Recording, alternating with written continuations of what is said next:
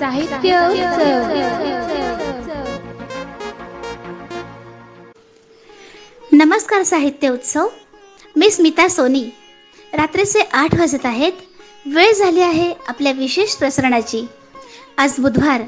ऐकूया साप्ताहिक मालिका अर्थपूर्ण, ज्या अंतर्गत जाणून घेऊया RBI टूल्स, CRR, SLR याबद्दल निखिल देशमुख यांच्यासोबत. अर्थपूर्ण भाग 53. साहित्य उत्सव परिवारातील सर्व सदस्यांना माझा नमस्कार आणि अर्थपूर्णच्या या भागात आपलं सर्वांचं सहर्ष स्वागत. या आधीच्या भागात आपण RBIचे पतधोरण याबाबत चर्चा केली. RBI पतधोरणाच्या माध्यमातून कशा प्रकारे महागाईवर नियंत्रण ठेवते किंवा कशा प्रकारे ग्रोथला सपोर्ट केलं जातं या संदर्भात आपण जाणून घेतलं. आणि त्या संदर्भात रेपो रेट आणि रिव्हर्स रेपो रेट याचा कशा पद्धतीने ग्रोथ मेंटेन ठेवण्याकरिता किंवा महागाईवर कंट्रोल करण्याकरिता वापर केला जातो या संदर्भात आपण चर्चा केली.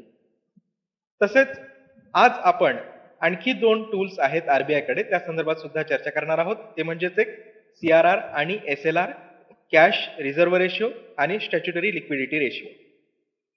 तर हे 2 काय प्रकार आहेत? जसे की आपण रेपो रेट आणि रिव्हर्स रेपो रेट बघितले की ज्या माध्यमातून बँक्स RBI कडून कर्ज घेऊ शकतात किंवा RBI कडे आपले जे शिल्लकचे पैसे आहेत ते ठेवून त्यावर व्याज घेऊ शकतात. अर्थातच कर्ज घेतलं तर त्यावर त्यांना व्याज पण द्यावं लागतं. आणि याच संदर्भात आपण रेपो रेट आणि रिव्हर्स रेपो रेट हे जाणून घेतलं. आता आणखी एक असतं ते म्हणजेच CRR आणि SLR. CRR म्हणजेच कॅश रिझर्व्ह रेशिओ आणि SLR म्हणजेच स्टॅच्युटरी लिक्विडिटी रेशिओ. सध्या आपण एक एक्झाम्पल घेऊया, कारण हे रेट्स कॉन्स्टंट नसतात, ते पण बदलत राहतात. त्यामुळे आपण CRR 4% अज्युम करूया आणि SLR 20% अज्युम करूया. तर एक प्रकार असतो ज्याला NDTL म्हणतात, net demand and time liability. तर हे कसं काढलं जातं? तर एक इंडिव्हिज्युअल ज्याचं बँकेत सेव्हिंग अकाउंट असू शकतो किंवा करंट अकाउंट असू शकतं, एक कंपनी किंवा संस्था किंवा सरकारी कुठलं कार्यालय यांचं पण बँकेत सेव्हिंग अकाउंट किंवा करंट अकाउंट असू शकतं. आता मोस्टली करंट अकाउंट्स असतात सर्वांचे, नॉन इंडिव्हिज्युअलचे. तर याच्यामध्ये जी फंड मुवमेंट होते, सेव्हिंग बँकमध्ये पैसे आपण डिपॉझिट करतो आणि ऑन डिमांड आपल्याला ते अवेलेबल असतात, म्हणजे जेव्हा वाटेल त्यावेळी आपण ते विड्रॉ करू शकतो. यालाच म्हणतात नेट डिमांड. आणि टाइम लायबिलिटी काय आहे? तर टाइम फिक्स असतो. जसं की कोणी फिक्स डिपॉझिट करतं 1 वर्षाकरिता, 2 वर्षाकरिता, 3 वर्षाकरिता, आणि हा फंड एकूण गणला जातो, तो म्हणजेच NDTL, ज्याला म्हणतात net demand and time liability. मग CRR आणि SLR याचं याच्याशी काय नातं आहे? तर ही net demand and time liability ही 2 आठवड्यापूर्वीच्या लास्ट शुक्रवारला जी काही असणार त्या बेसिसवरती RBIने जो काही CRR किंवा SLRचा रेट डिसाईड केलेला आहे तो रेट बँकांना मेंटेन करावा लागतो, अन्यथा त्यावर पेनल्टी लागू शकते. तर हे आहे net demand and time liability. जे कसं काढतात ते आपण बघितलं.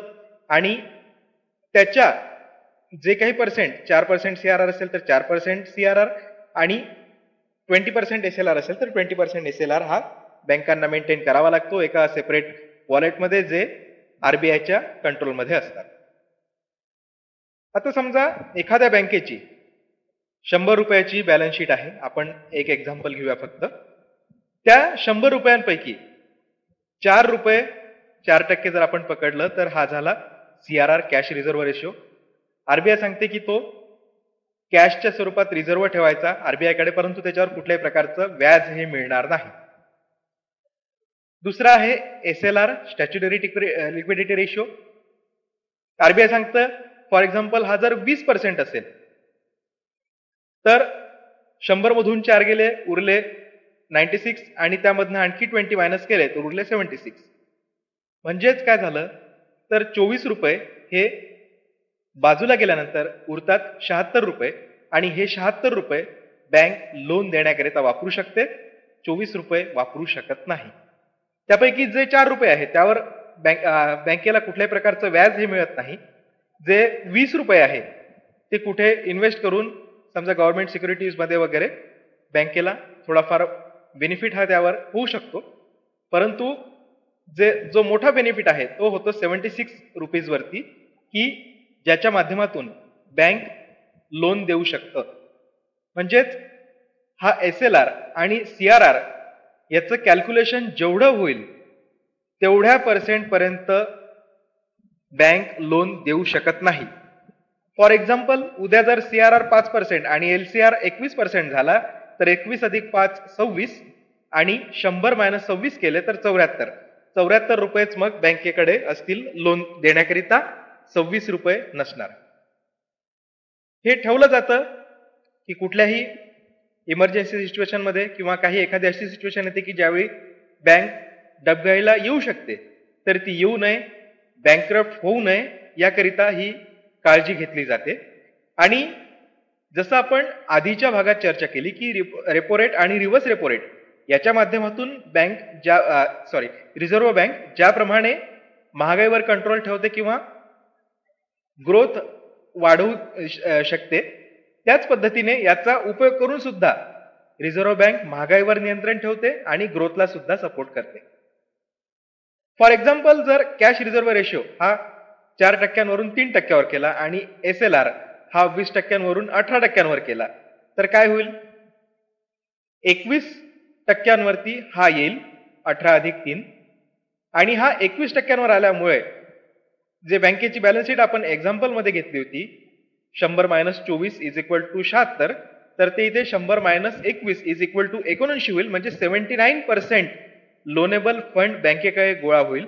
त्यामुळे होईल असं की मार्केटमध्ये पैसा जरा जास्त येईल, त्यामुळे बँकांमध्ये एक शर्यत लागेल लोन वाटण्याची, आणि त्याचाच परिणाम असा होईल की रेट ऑफ इंटरेस्ट मग जे लोनचे आहेत, समजा हाऊसिंग लोन आहे, कार लोन आहे, याचे रेट ऑफ इंटरेस्ट कमी होतील. रेट ऑफ इंटरेस्ट कमी झाले की मार्केटमध्ये डिमांड वाढेल, मार्केटमध्ये डिमांड वाढली की एम्प्लॉयमेंट वाढेल, एम्प्लॉयमेंट वाढलं की मग अर्थातच या सर्व गोष्टींचा उपयोग हा ग्रोथ वाढण्यामध्ये होईल, आणि याचाच एक परिणाम म्हणून महागाई सुद्धा मग वाढू शकते. आणि मग महागाई वाढली की पुन्हा मग RBIला मेजर्स घ्यावे लागतात, पुन्हा मग रेट ऑफ इंटरेस्ट हे अकॉर्डिंग टू सिच्युएशन वाढवावे लागू शकतात, आणि त्यामुळे मग पुन्हा महागाई कमी होते. आणि अशा पद्धतीने RBI या सर्व टूल्सचा वापर करून महागाईवर नियंत्रण ठेवू शकते किंवा ग्रोथला पण सपोर्ट करू शकते. आता महागाई वाढणे आणि महागाई कमी होणे ही खरं तर एक सायकल आहे. त्या संदर्भात सुद्धा आपल्याला एका लेक्चरमध्ये बिझनेस सायकल नेमकं काय असतं त्या संदर्भात चर्चा करायची आहे, आणि त्या संदर्भात सुद्धा आपण समजून घेणारच आहोत. तर आज आपण SLR आणि CRR हे काय टूल्स आहेत या संदर्भात चर्चा केली. काही बाकी राहिलं असेल तर पुढील भागात आपण संदर्भ देऊन स्पष्टीकरण त्याचं करणार आहोत. आता इथेच थांबूया. खूप खूप धन्यवाद. नमस्कार. दर्जेदार साहित्याचा आणि कलाकृतींचा आस्वाद घेण्यासाठी जॉईन करा साहित्य उत्सव व्हॉट्सॲप किंवा टेलिग्राम ग्रुप. जॉईन करण्यासाठी संपर्क करा 98 81 60 20 25 या क्रमांकावर.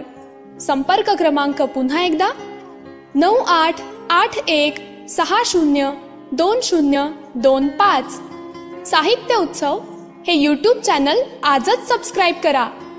साहित्य उत्सवच्या फेसबुक पेजला जरूर भेट द्या, कारण ज्ञान आणि मनोरंजन यांचं अतूट नातं म्हणजे साहित्य उत्सव.